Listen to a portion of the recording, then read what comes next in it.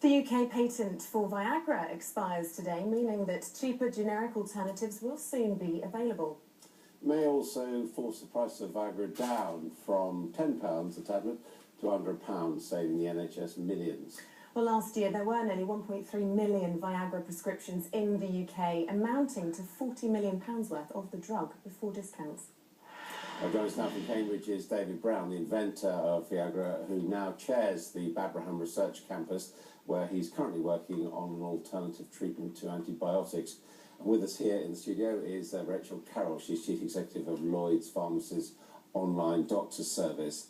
And David Brown, how do you feel about your drug becoming, I suppose, copies of it, cheap copies, becoming more widely available to the public?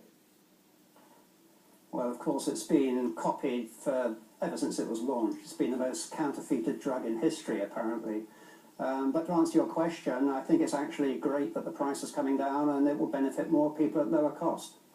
Because you yourself, in spite of being the inventor of the drug, it hasn't been a great, I understand, hasn't been of great financial benefit to you.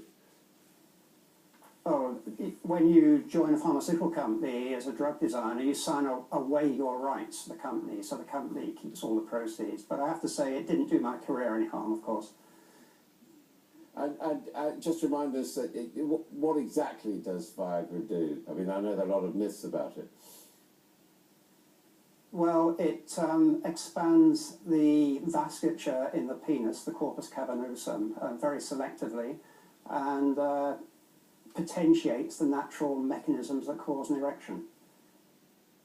At the moment, around a fifth of people who are prescribed Viagra get that privately because there is this concern of the cost to the NHS. Is there a risk that as more and more people will be able to access it on the NHS, it could be overused? I know you're saying it's good more people will be able to reach it at the point of need, but is there a sort of health risk with overuse? It's a very safe drug. There are really no contraindications except for gays who are using nitrates with it, which work on the same pathway as Viagra. Then you can get precipitous drop in blood pressure. But apart from that, it's an extremely safe drug, so I wouldn't worry on that account. Rachel Carroll, you anticipating a surge in demand? Yeah, I think it's going to be very interesting, the market dynamics in the next couple of weeks and in the next couple of months. Different things that happened in different countries where it's come off patent already. In Spain, there was a price crash. In Finland, it was much more stable. So I think it really remains to be seen what exactly happens here, but we're expecting to see a lot of switching. Presumably the attraction be for people, I mean, a lot of people buy it over the internet. I mean, to stop doing that and actually come to the chemist. Well, it's really interesting that people buy it over the internet for two reasons, according to our research. The first reason is that at the moment the counterfeit is cheaper from these illegal websites. But the other reason is that many men are just embarrassed to talk to someone face to face. And of course, all websites where you can get this stuff are not created alike. There are the illegal ones, and the regulator shut down 18,000 of those last year, which is phenomenal, really. But then there are other legitimate ones like ours, where there are real doctors on the other side giving out real prescriptions and giving out definitely the real drug. And we expect that will continue because men do see value in not having to speak to someone face to face.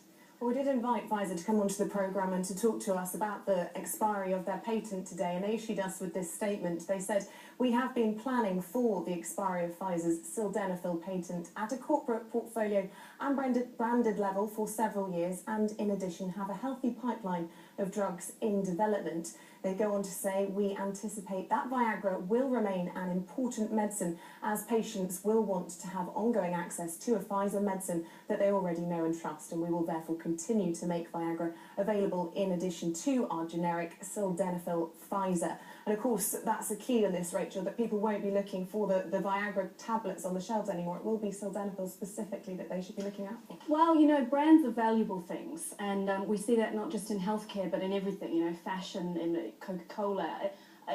The brand Viagra is incredibly powerful and strong, and it's not going to disappear overnight. What we're going to have instead is a choice, and there will be people who really value the security or the trust or whatever it is that they perceive being part of the brand Viagra, and will no doubt continue. There'll be others who don't see as much value in that.